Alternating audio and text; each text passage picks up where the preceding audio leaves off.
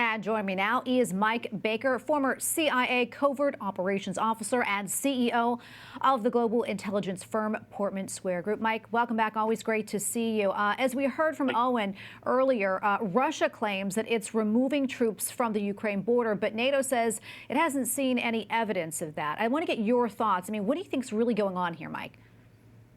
Well, I think Putin is still leveraging sort of what what the situation amounts to is he's got 129,000 troops on the border.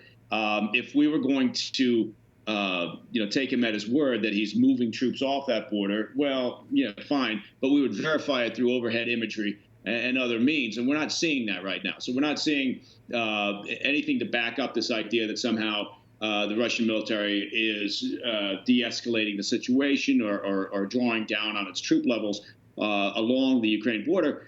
And so, I think Putin still is negotiating in a sense. He's at the poker table. He hasn't played all his cards. And, if he starts that withdrawal process in any significant way, he's given up this leverage, right? And so, then the impetus for the West to sit down and whether it's arms discussions or any other concession that Putin may be looking for that could be considered, he's losing that leverage. So I don't see that happening until he gets something in his mind that's concrete. Yeah, President Biden spoke this afternoon about the situation in Ukraine, saying in part the U.S. would impose long-term consequences. That's if Russia invades. Do you think that's enough of a deterrence for Putin? Well, look, I mean, I've been of the mind ever since this kicked off that his intention has never really been to engage in a sort of a full-scale military further incursion into the Ukraine. My feeling has been that he's looking for certain wins here continue using that analogy at the card table, and he would not be actually going forward with the military incursion.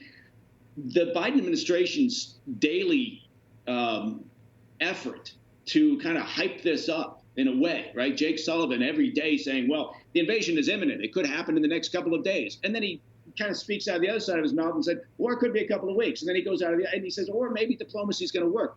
I don't necessarily understand where the administration, where their head is with this messaging that they've been engaged in, right? And the better action would basically be to deregulate, their energy policy, drive the price of oil down from where it currently sits at $93, $94 a barrel, get it back down to where it was not that long ago in that $30, $40 range. And that's something Putin would understand, right? And then engage in this effort to make the sanctions. But don't, this idea that every day we're saying, oh, that invasion, that could be imminent. I just don't understand the strategy. Yeah, and there were talks about cyber attacks. We know that there was a cyber attack in Ukraine today. I want to get your thoughts on that. And do you think that that's something that could happen here in the U.S. or other European nations? Absolutely, yes. To answer your question, it's a very important point that you're raising here. Look, Russia has a playbook already. They've gamed all this out. The Russians, the Chinese, the Iranians to some degree, they've been probing and testing infrastructure in the U.S. and in the West for years now, and that's everything from the power grids to banking systems, water treatment facilities, military and government installations. They've been mapping this out, probing and testing for years. So they've already got a playbook. If they decide to go that route, they open it up and they just start, right? And so it's not something that isn't inconceivable. We know that's where the next major conflict is in part going to play out, is cyberspace. And Mike, we have probably less than a minute left or so, but I'm wondering what most concerns you about this whole situation that's unfolding right now.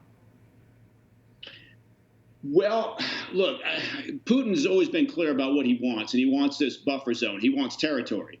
And obviously he doesn't want Ukraine and NATO, but I don't think he's ever imagined that, somehow NATO is going to accept the Ukraine, because it's fraught with problems. So I think we need to understand that he is slowly, in his own way, accomplishing his tasks. We need to get serious about how to push back in a meaningful way. This idea that if he pulls his troops off, suddenly it's all good, that's not the case. He's going to continue by proxy or by direct efforts to rebuild in some fashion the former Soviet Union. And I think one of the other things that he considers a win so far is his effort to show cracks within NATO. So we have to take this more seriously, I guess, going forward. And I worry that if this does de-escalate, somehow the Biden administration is going to imagine, look, we got a diplomatic win, yay for us, that's good for the upcoming election, and now we can go on to something else. Yeah, I guess only time will tell. We'll continue to follow this. Of course, we know you will too. Mike, thanks so much for your time. I always appreciate your analysis. Sure. Thank you.